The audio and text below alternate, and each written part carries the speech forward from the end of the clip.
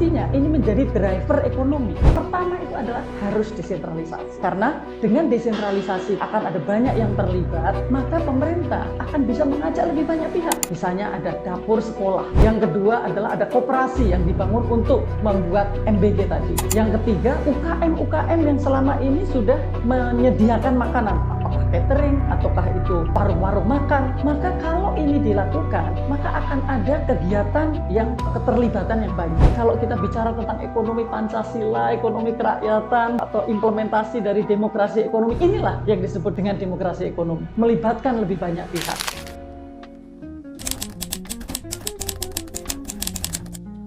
Ya, saya rasa program MBG atau makan bergizi gratis ini sangat perlu untuk lakukan dievaluasi. Kenapa? Ini tahun pertama, ini baru implementasi kurang dari 10%. Dan tahun kedua, tahun ketiga, dan seterusnya akan lebih luas jangkauannya, akan lebih banyak wilayah yang akan terlibat, dan yang paling penting adalah akan semakin banyak anggaran yang akan digelontorkan untuk program ini. Itulah sebabnya perlu ada evaluasi secara menyeluruh. Untuk melakukan evaluasi terhadap makan bergizi gratis, tentu saja tidak hanya sekedar evaluasi terhadap realisasi anggaran. Realisasi anggaran yang rendah itu hanya sebagian saja. Karena akan sangat banyak yang harus dievaluasi. Misalnya yang pertama.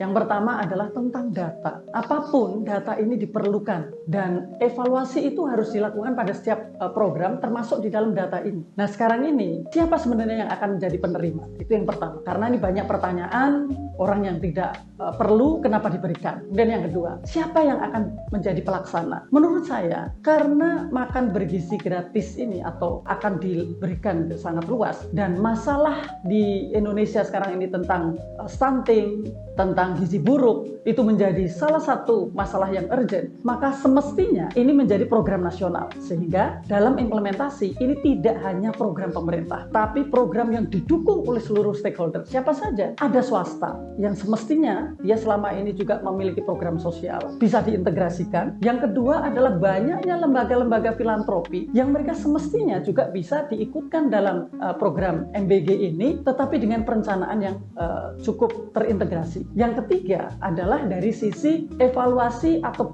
anggaran di dalam APBN. Karena sebenarnya banyak sekali program-program di dalam APBN yang bisa diintegrasikan, sehingga program MBG tidak sekedar untuk meningkatkan gizi anak, tetapi juga menjadi driver di dalam kegiatan ekonomi yang lebih inklusif. Nah, jadi masih ada beberapa hal lagi yang perlu kita evaluasi secara menyeluruh untuk kedepannya.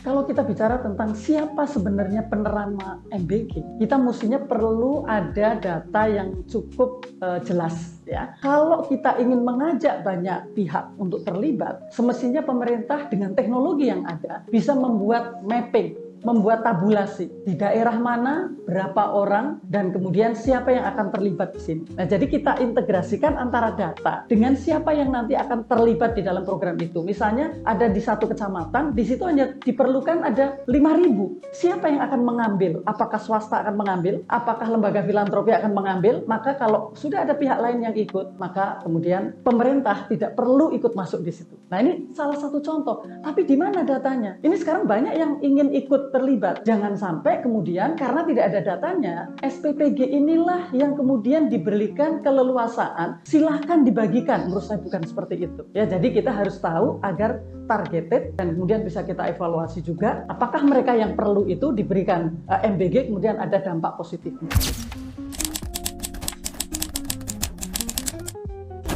Kalau kita menjadikan MBG ini hanya sekedar program untuk meningkatkan gizi anak atau program pengentasan stunting, menurut saya terlalu kecil. Semestinya program MBG ini memiliki tujuan yang cukup luas. Pertama, memang itu ditujukan untuk meningkatkan gizi anak. Tetapi selanjutnya, semestinya ini menjadi driver ekonomi.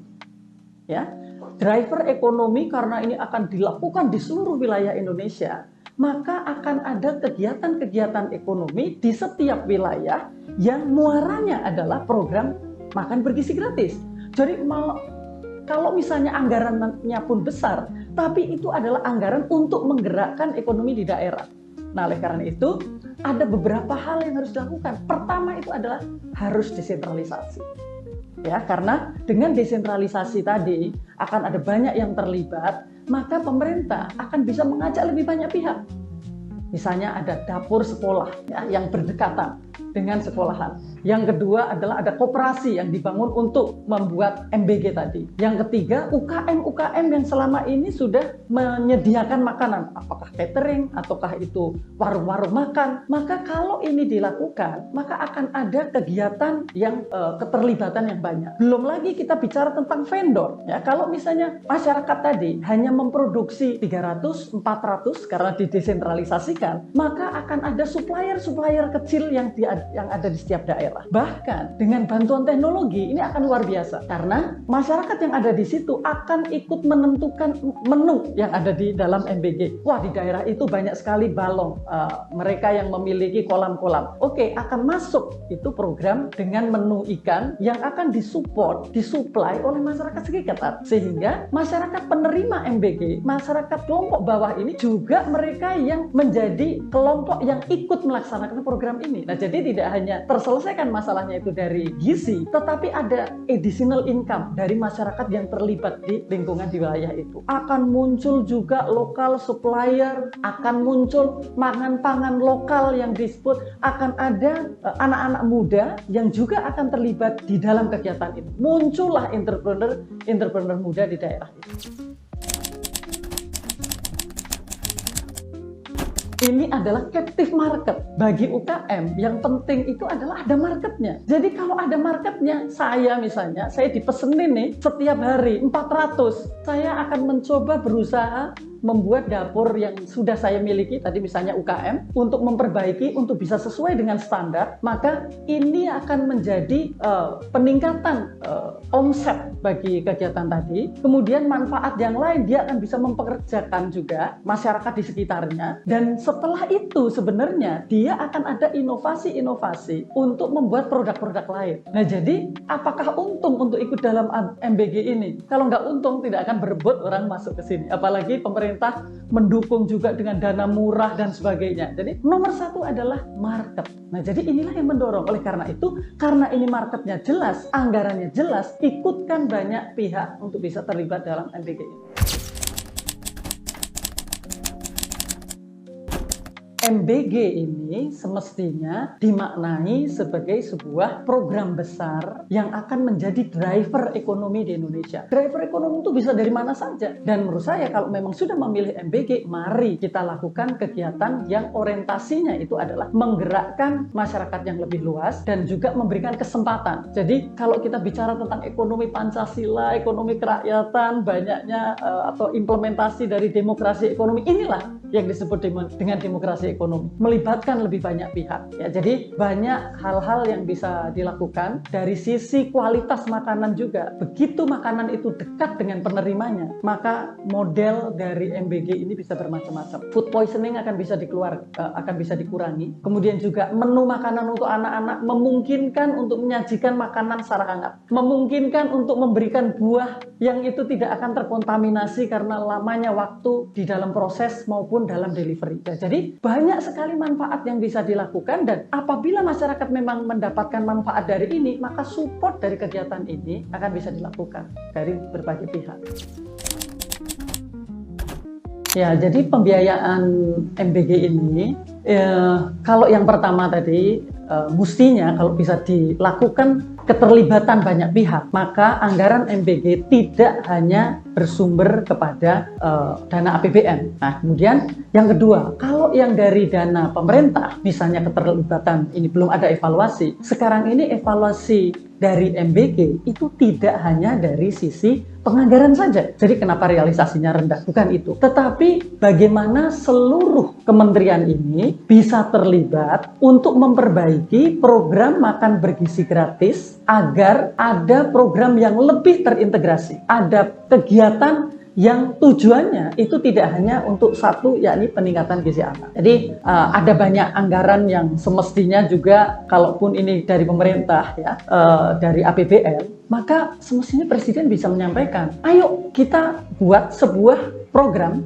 yang disengkuyung, kalau bahasa Indonesia itu bisa didukung oleh semua kementerian, sehingga MBG ini menjadi pusat. Nah, jadi Kementerian Sosial misalnya, dia masih punya banyak program-program untuk juga mendukung kelompok bawah. Nah, semestinya ini kalau bisa diintegrasikan, tidak ada lagi anggaran itu. Ada program yang lain, misalnya magang. Program magang difokuskan, magang di perusahaan-perusahaan yang nantinya itu bisa support terhadap program-program MBG, atau nanti bisa support untuk membuat industri di level desa atau di level kecamatan ya yang mensupport kegiatan MBG. Jadi bukan bahan mentahnya, tetapi bahan olahannya, bisa membuat kecap, bisa membuat tahu, bisa membuat berbagai hal, bisa membuat olahan protein dan sebagainya dan seterusnya. Nah, jadi nanti ada Kementerian UKM, ada Kementerian Koperasi yang akan merencanakan tadi agar MBG itu menjadi lebih baik lagi, tidak sekedar berfokus kepada kenapa mengalokasikan anggaran besar hanya untuk MBG, karena tidak ada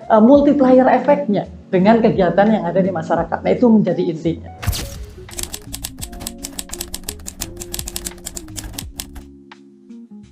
Yang itu sebagian besarnya diambil dari dana pendidikan, lebih dari 83%. Ya, kemudian juga ada dana kesehatan, dana ekonomi. Nah, bukan seperti itu. Ya, semestinya kita mengambil kalau memang dana pendidikan untuk anak-anak, bukan yang untuk dirubah untuk menjadi dana MBG. Karena memang masih diperlukan untuk peningkatan kualitas, baik kualitas sarana, prasarana, ya, termasuk guru, termasuk juga fasilitas fisik. Tetapi ini kita harusnya mengintegrasikan anggaran-anggaran yang memang bisa mendorong ekonomi tadi. Makanya saya sebutkan penciptaan lapangan kerja, anggaran untuk magang, anggaran untuk paket sembako, anggaran untuk penciptaan entrepreneur muda, dan seterusnya dan sebagainya. Jadi memang ini kita lakukan untuk fokus, termasuk juga dari swasta. Itu semestinya dana-dana CSR itu difokuskan untuk mendukung dana MBG, kegiatan MBG ini. Nah, jadi itu yang kita harapkan, evaluasinya itu atau integrasi kebijakan itu yang seperti itu. Jangan asal relokasi tetapi kemudian menciptakan masalah di tempat yang lain.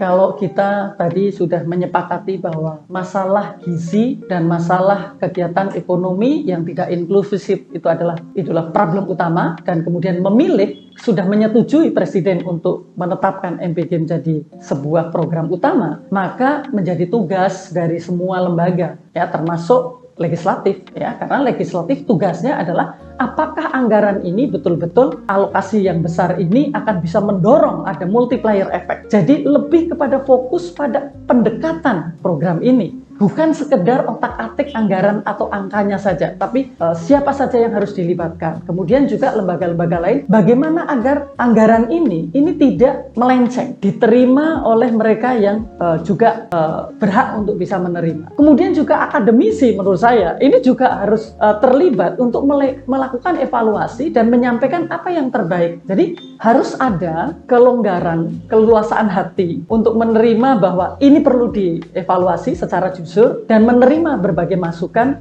serta ada peran aktif dari berbagai pihak untuk bisa memperbaiki program MBG.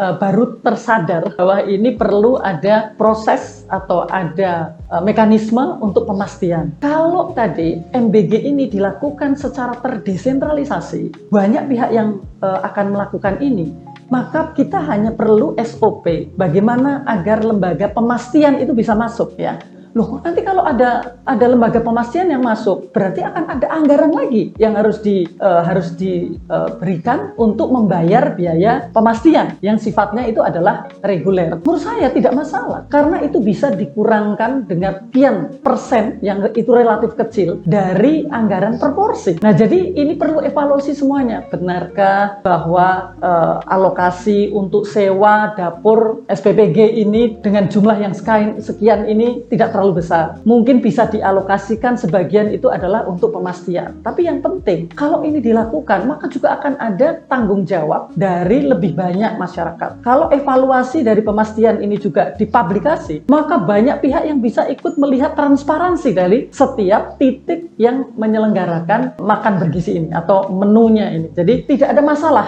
dari sisi pendanaan, tidak ada masalah dari sisi mekanisme, karena sebenarnya kita banyak yang bisa dilibatkan di dalam pemastian.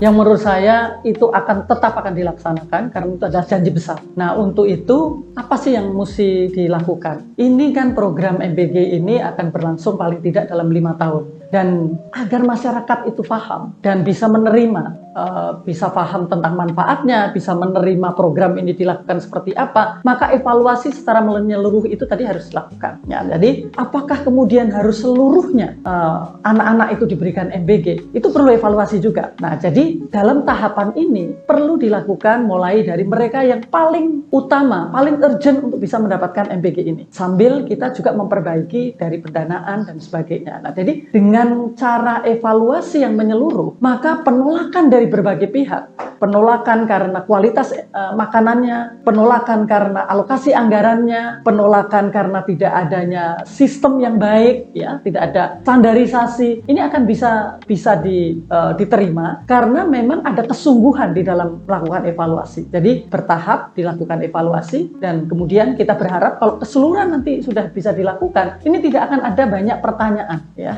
tidak akan ada banyak inefisiensi karena anggaran yang sudah dikeluarkan kemudian tidak bisa sampai pada tujuan, itu adalah sebuah kerugian nasional yang sangat besar.